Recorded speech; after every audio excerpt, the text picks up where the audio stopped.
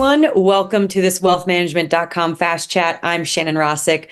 I'm joined by Sheila Cuffari-Agasi, Executive Vice President and Chief Revenue Officer at United Planners Financial Services. So Sheila, thank you so much for joining me. And while this may be a fast chat, developing culture within a firm is not so quick. So I have to start by asking, what is a kick-ass culture to you?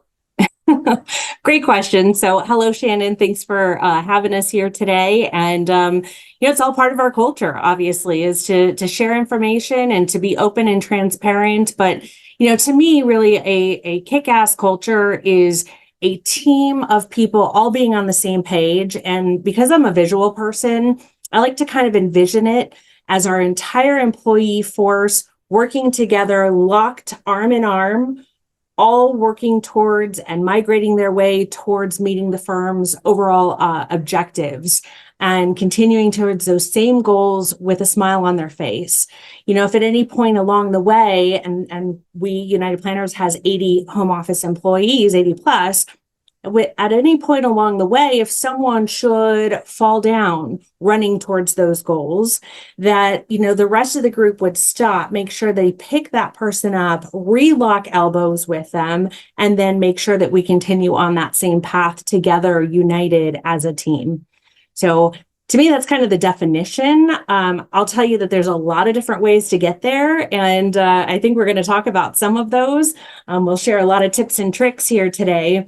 But I do want to quote my partner, Billy Oliverio. He often says it's having fun while getting it done. And there's so much in just that little statement. You got to have fun while getting it done. And along the way, celebrating accomplishments, whether it's celebrating anniversaries or, culture, team building events, celebrating successes along the way, even if they're itty bitty little, smiling, right? Because we spend a lot of time at work, and sometimes we spend more time with the people we work with than we do our own families. So have fun while getting it done. And that is a direct quote from my partner, Billy Oliverio. I can hear Billy saying that and put it on a t-shirt.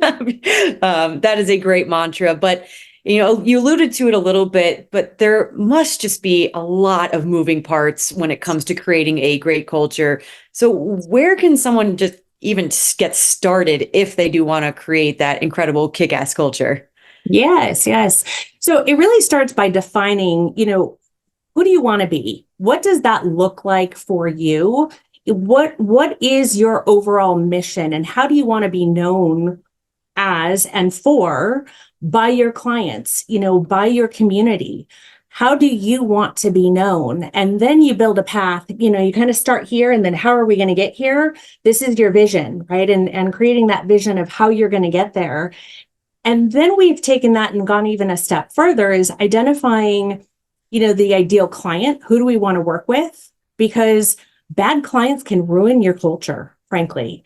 And then, it's also very key to have the right employees. So identifying that ideal characteristics of your employees, right? They're there to help, they're there to, fulfill, and they really invest and breed within the culture. So I'll talk a little bit about, mission, because they said that's kind of where it starts. The mission is what you want to be known for. So for example, our mission, is to be the premier employee and advisor-owned partnership of elite financial professionals who are mutually committed to exceeding client expectations. So together, right, we talk about being together and on the same page and locking elbows, in that mission statement. And then our vision just talks a lot about, how are we going to get there? What are we going to do? And we discuss, delivering impeccable service while fostering collaborative and personable culture. How we're going to achieve growth and how we're going to retain those ideal clients. So when you talk about where you want to be, how you're going to get there, then you get the team to buy into that. And frankly, your team should be involved in helping build those mission and vision statements, defining the ideal clients. Well, what do you like about, Mrs. Jones or Sally Smith? I mean, what are the favorite key characteristics? If you could take your favorite client that you work with and we could replicate that, what are those characteristics? And then you're identifying your ideal client. And then pick your top employee, right? What are those characteristics about that employee or the top characteristics of every one of your employees? So your next new hire, you're looking for some of those same characteristics. They're really buying into the team mentality, methodology. We'll definitely talk a little bit more about that, but I just want to use an example.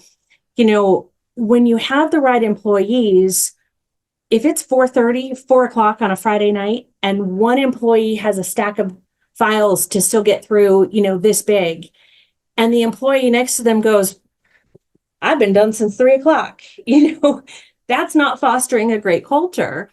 When that other employee says, hey, we can both get out of here at 4:30 today if I help you with those files, that's going to help. And then when those files transfer to the next employee and this guy over here says, hey, let me help you with those. Let's both get out of here on time.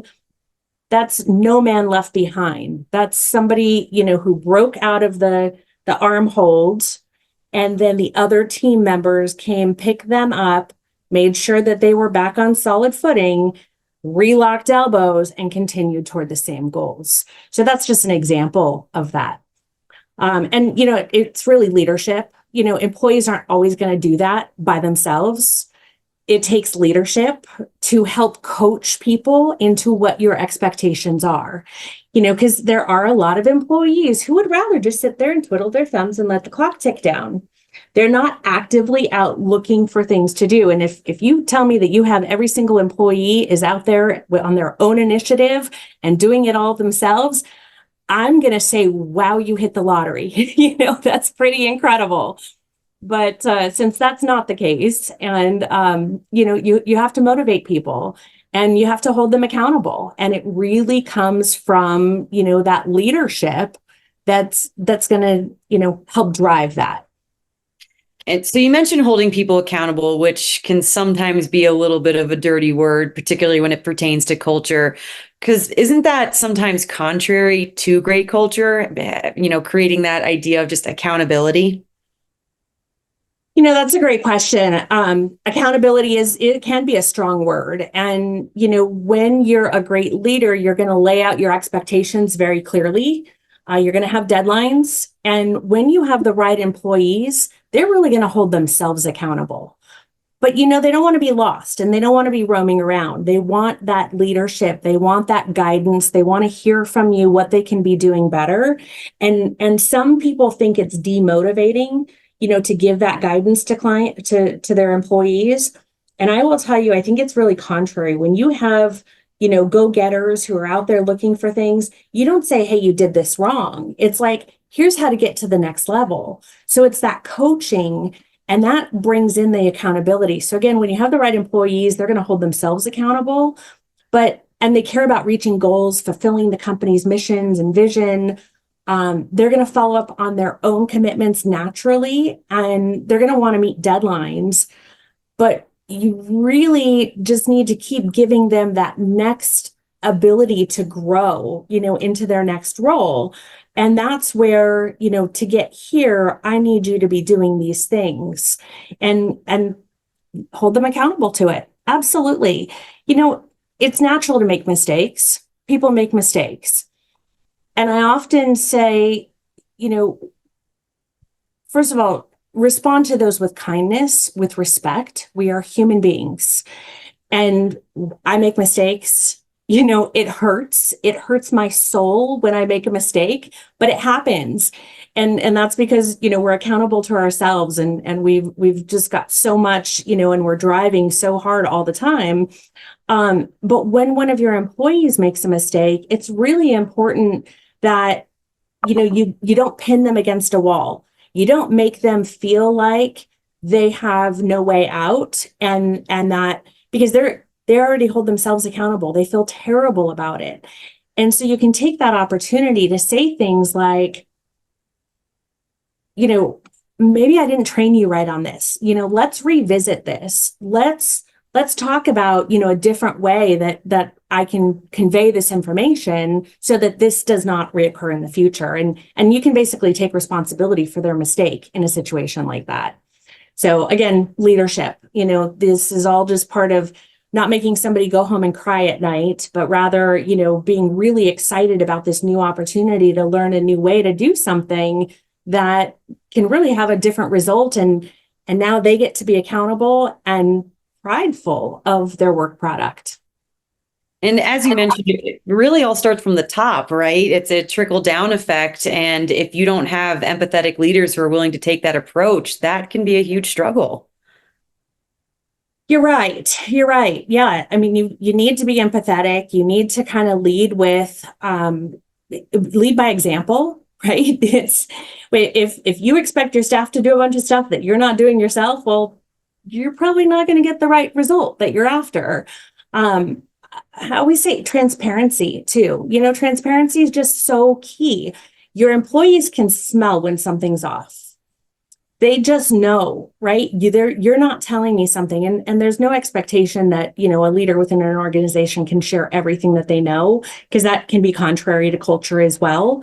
Somebody might be having a personal situation that you just can't share with the rest of the team, but the team needs to rely on you and trust you that you know what's going on, that you have a plan, and that you're not able to share that plan right now, but no one, rest assured, if you were in a personal situation, I would not be sharing that information with the rest of the team either. And so we're going to give this person some grace. We're going to back off. And, here's how we're going to handle those job duties and functions.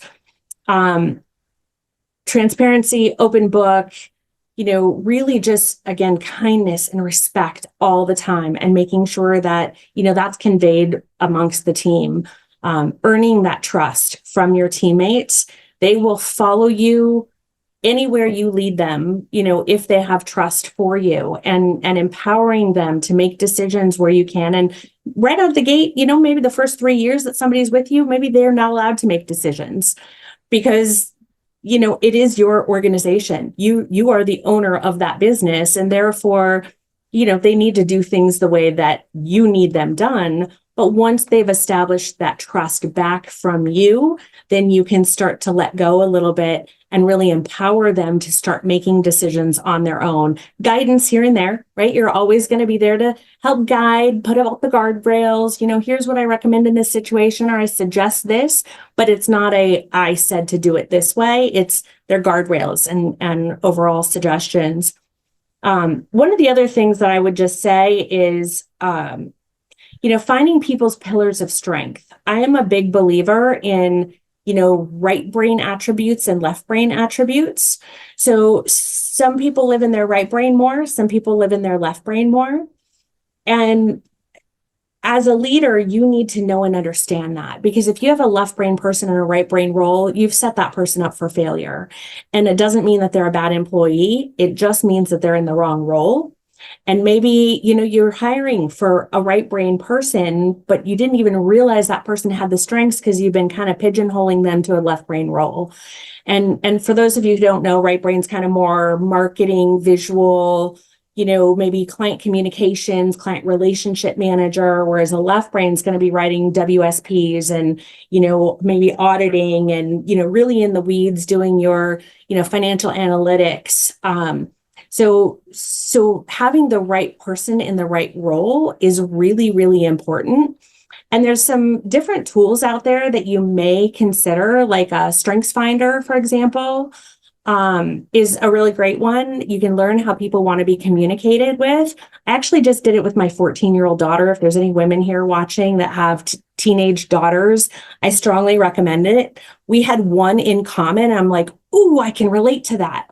It's not just with your employees. There's another one, 16 personalities. And I did that with, my team and my direct reports.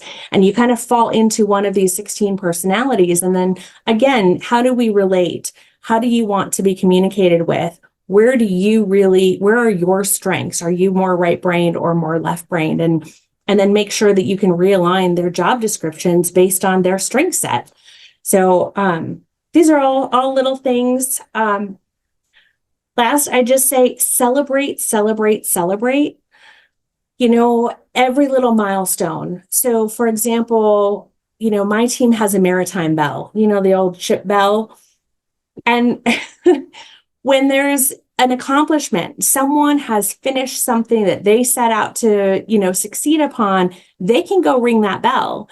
And everyone's going to stop and clap and say, right on, that's awesome. And they're cognizant not to do that while we're on the phone, with a client. I mean, nobody wants to be a bell ring, but it's still, taking a moment. And if you're having a bad day and maybe something that you really wanted to finish, didn't get done, and you found problem after problem that day, it's nice to just stop and celebrate, your fellow employees' accomplishments and just be excited for them. So that's something really simple, easy. Happy hours are always great. Obviously, any of these things can be overdone. Bringing in lunch for the staff, that can be overdone. So switch it up, think about ways and poll your audience, ask your employees, how do we create an amazing culture here? And some of them will say money, that's not always the answer either. But you can, like I said, celebrate anniversaries. I write a birthday card and an anniversary card, for every single one of our employees, at the beginning of the month, but it has a very special message for each one of them. And my fellow partners do the same thing. So we take the time to sign those, really letting our employees know how special and how recognized they are during their work anniversaries and their birthdays. Food trucks, honoring vacation time. I think that's huge. Making sure that your employees are cross-trained, that they kind of see a path to their next level of success by cross-training, by being able to back each other up and being able to honor that person's vacation time when they're out of the office, that they're not having to, call in and be bogged down by things that only they can do. So, lots of different ideas. Charitable giving, that's the last one I guess I really want to mention is, having your team vote on a charity, maybe a local charity that you all want to work to support, whether that's a cereal drive, a penny drive. You can, put on your tool belts and go out and build for Habitat for Humanity. You can do a fundraise, all kinds of fun stuff that you can do to, really celebrate each other and work outside of the office. So that's how you build a kick-ass culture. Man, I couldn't have said it better myself. I mean, those are just incredible pieces of advice and incredible tips. And especially in this hybrid world that we live in now, striking that balance between in-office initiatives, we get so bogged down in the minutia sometimes. Just being able to celebrate each other really does go a long way, like I said, whether it's in person or virtually. So, I mean, I know at United Planners, this is something that you all live and breathe and you walk the walk, because as we know, culture can be tricky and it's not always as people perceive it to be. But you guys really understand it and understand not only how to make your advisors happy, but ultimately that trickles down to their clients. So Sheila, thank you so much for this advice and your insights. Well, thanks so much for having me. It's great chatting.